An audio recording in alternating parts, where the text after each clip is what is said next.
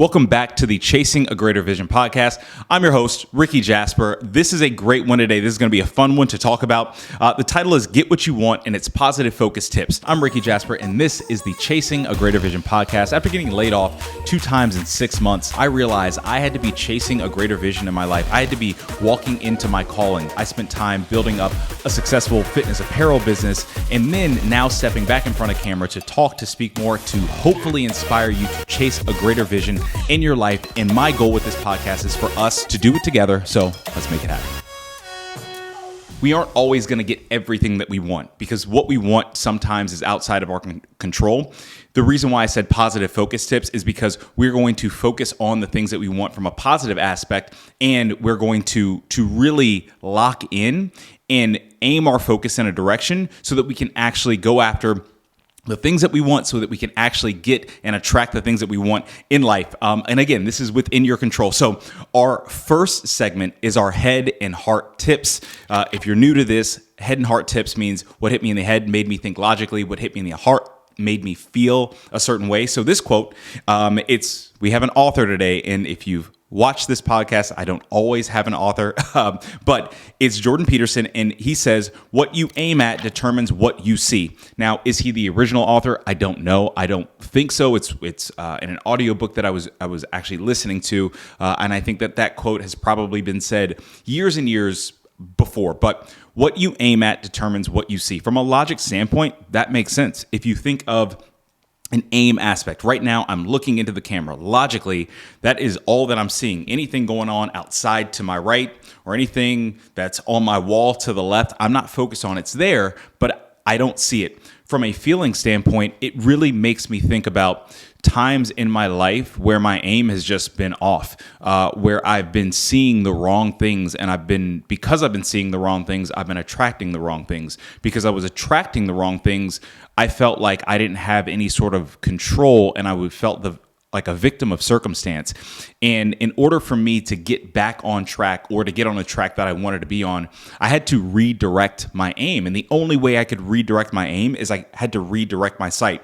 So that's why I say getting what you want, because you should want certain things out of your life. You should want to be better. You should want things that you can strive to, and you should want outcomes that are associated with that. But that being said, you have the responsibility and the choice to focus your aim and focus your sight. So I'm going to get into 3 super simple, easy, tactical tips that you can input on your daily life. Literally.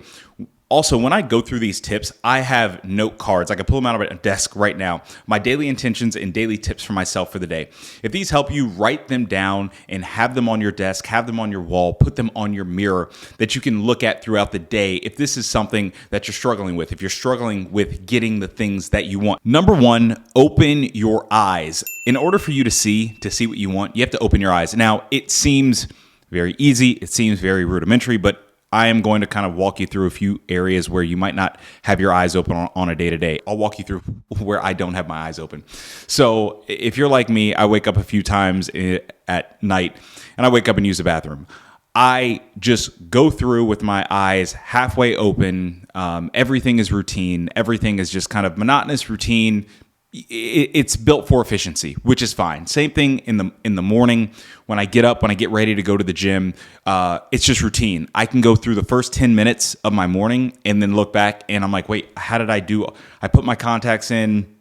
I wash my face. I use the bathroom. I did all this stuff. I got changed for the gym, and I'm already eating my pre-workout meal without even realizing that I got here. And that's okay from time to time. But when it's really focusing on what you want, you can't just go through with your eyes closed, because then you just end up going through life to go through. And I think that this is an interesting thing. I've talked to a lot of people who are older than me, a lot of people who've had midlife crises and so on and so forth. And one of the common themes was they were just kind of going along to get along, and they never thought about the things that they wanted out of life, and they never really opened up their eyes and strived for something. They just kind of floated, and we can do that. We can float through our day-to-day wishing for the weekend, and then once the weekend kind of hits Sunday, we have the Sunday scaries to go right back into a week where we're just trying to be the most efficient with our eyes closed.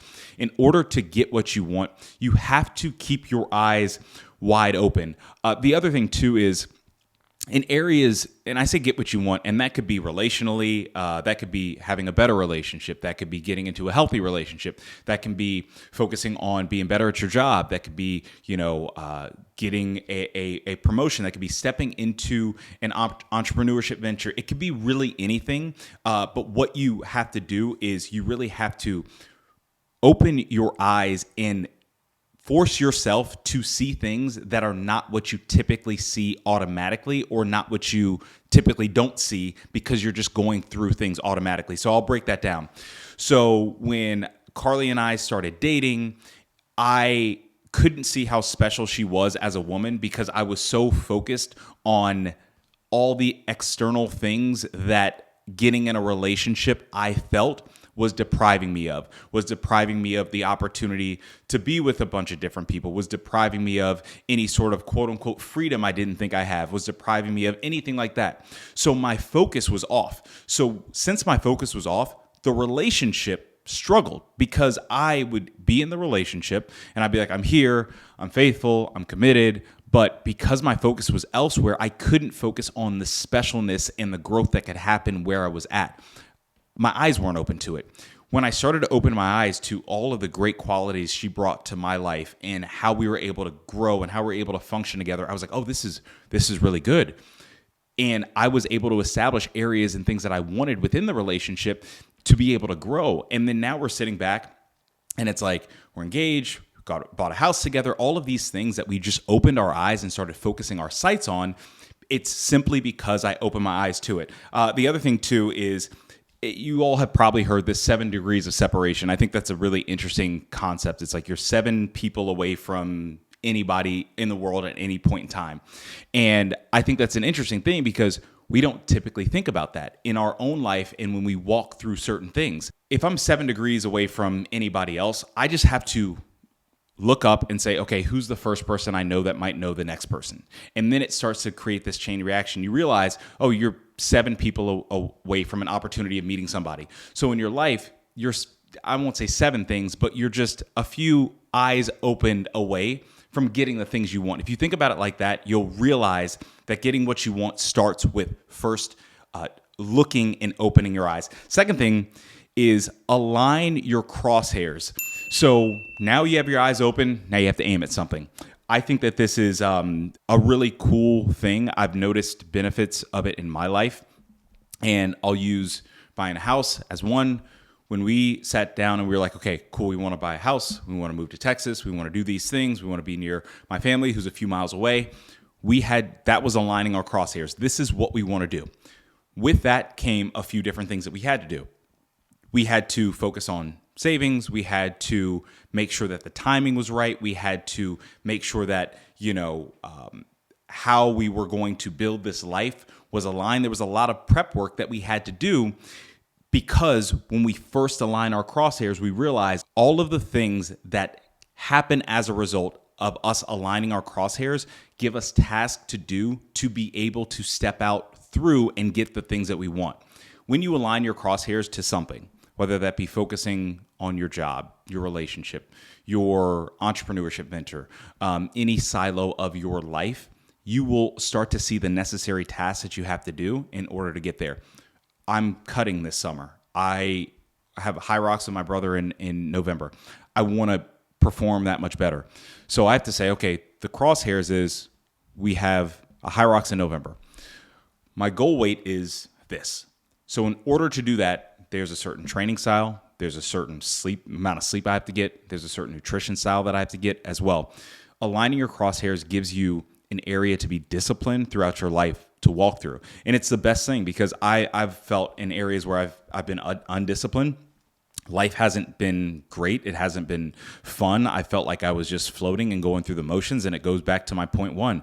I was just going through with my eyes closed because I didn't have anything that I could really be better at because there wasn't anything that I'm aiming at. When you aim at something, you're able to see if you're actually hitting your mark or if you aren't hitting your mark. And the other thing too is it gives you accountability because you're setting the mark and you're setting your target before you even shoot at it. So when you do that, you're able to hold yourself accountable because you're able to see if you wake up in the morning and your tasks aren't aligned with anything that you're aiming at, then you're just shooting shots and wasting energy doing other things that don't align with anything that you want, and you have no level of positivity that gets you to that. So make sure that you are aiming and aligning your crosshairs. And the other thing, and the last point with this is do it intentionally.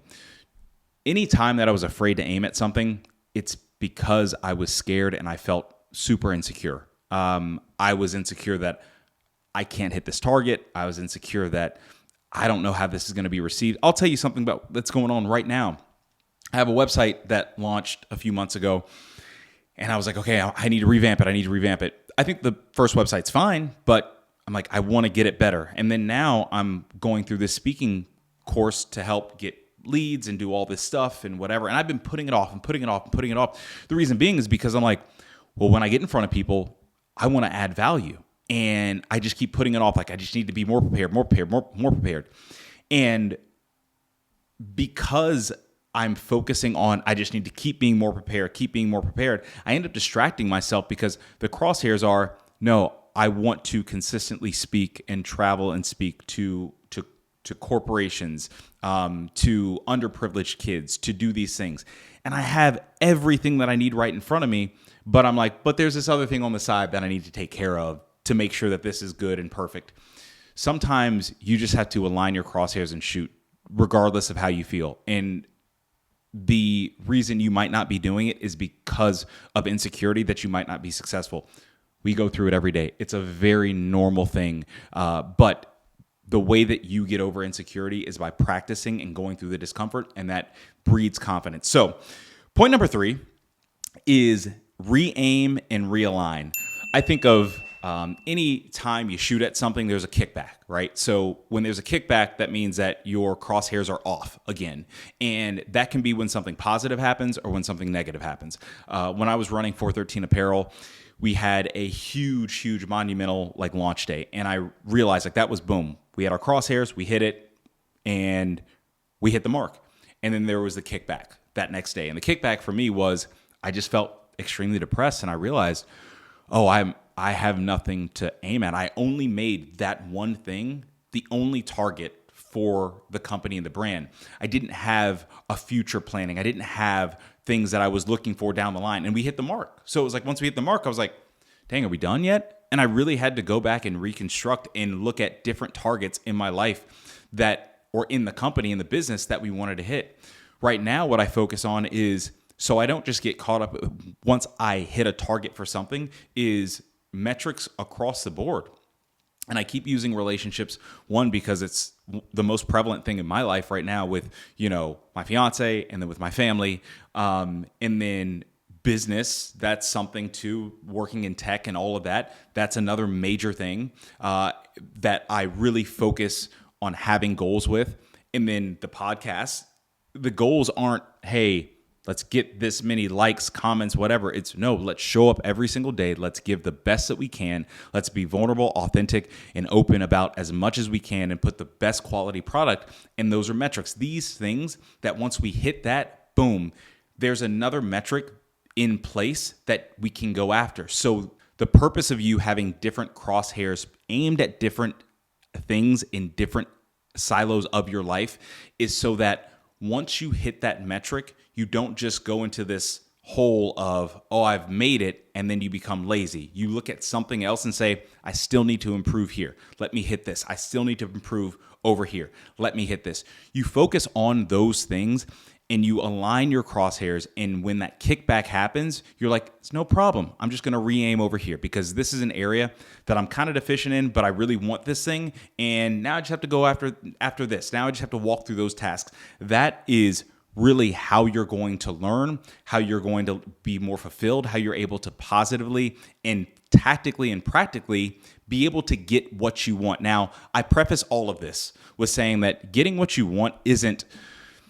always in your control.